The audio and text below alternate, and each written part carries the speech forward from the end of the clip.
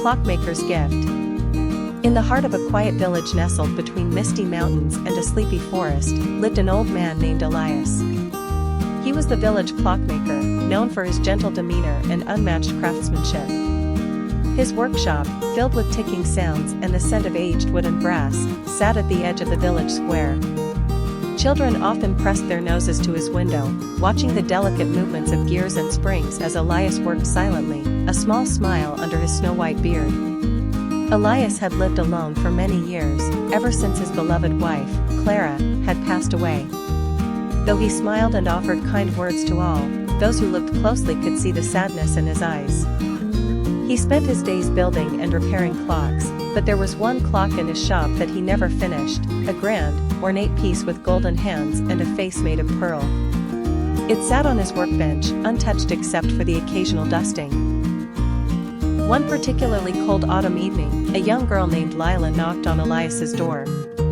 She was shivering, her cheeks red from the wind, holding a broken pocket watch in her mittened hands. "My grandfather gave this to me before he died," she said softly. "Can you fix it?" Elias took the watch gently, inspecting the tiny mechanism. "Of course," he said with a kind smile. "Come back in 3 days." For the next 3 days, Elias worked on the watch with surprising vigor.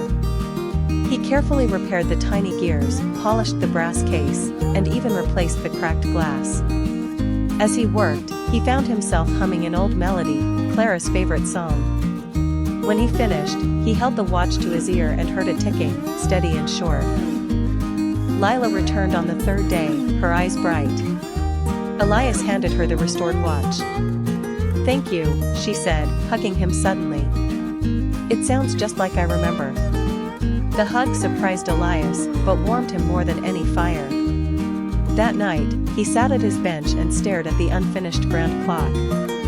Something inside him stirred, something that had been asleep for a long time. He picked up his tools. Days turned to weeks, and Elias worked every night. The villagers began to notice the lights in his shop glowing late into the night. The sound of hammering and ticking grew louder, almost like a heartbeat returning to life. Then, one morning, a bell rang across the village, deep and musical. The villagers gathered outside Elias's shop.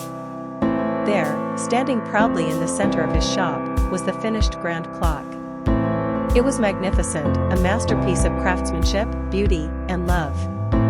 At the base was an engraving, "For Clara, so time may never steal our love." Elias smiled as he looked at the clock.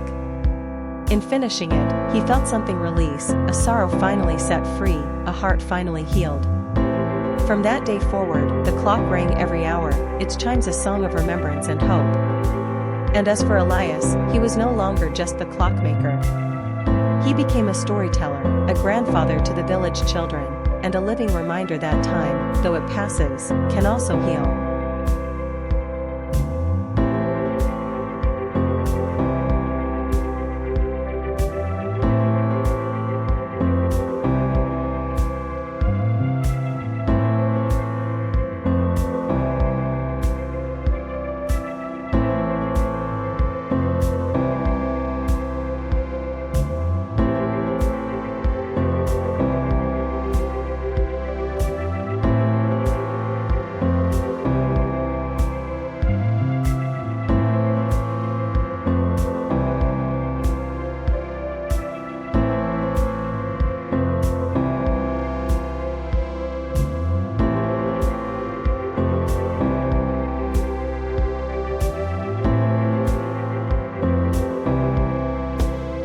The Lighthouse Keeper's Secret.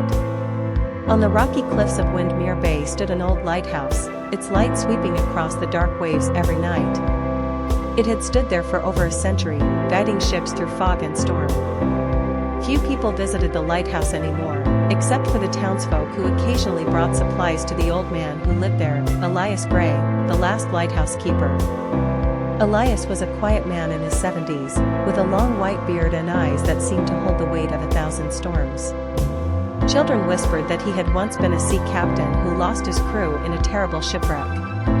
Adults said he was just a lonely man who preferred the company of the sea. Every evening, Without fail, Elias climbed the winding stairs to the top of the lighthouse, lit the lamp, and watched the waves. His movements were slow but deliberate, and his mind sharp despite his age. What no one knew was that Elias was guarding a secret. One stormy night, a fierce wind howled across the bay. Waves crashed violently against the cliffs. Lightning split the sky. At precisely midnight, a knock came at the lighthouse door. Elias opened it to find a young woman, drenched and shivering. Her eyes were wide with fear. "My name is Clara," she said.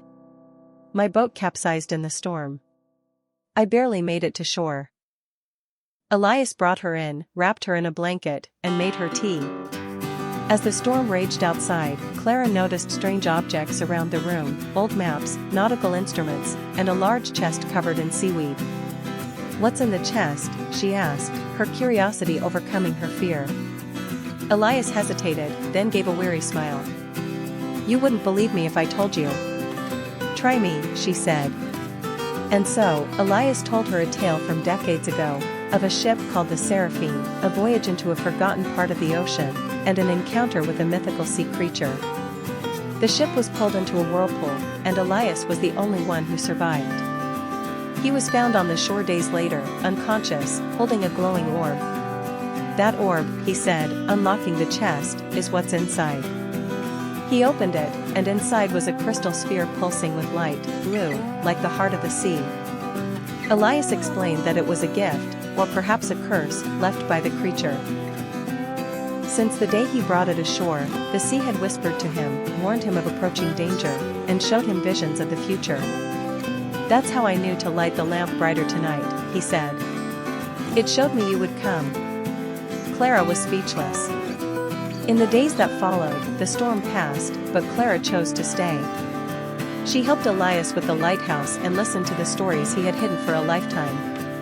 Eventually, he taught her how to tend the lamp, read the sea's whispers, and even, on rare nights, hear the voice of the creature in her dreams.